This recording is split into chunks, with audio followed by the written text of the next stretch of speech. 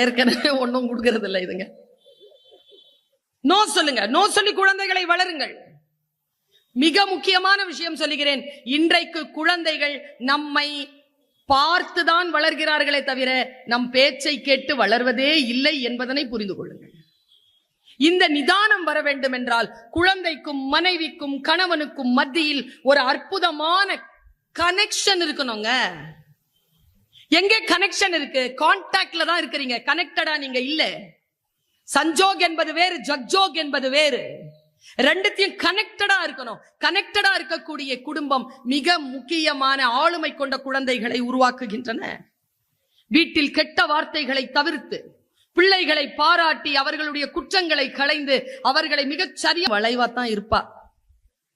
நேராக்கிறதுக்கு முயற்சி பண்ணாதீங்க, உடைஞ்சிருவா, குடும்பம் இல்லாமல் போகும்.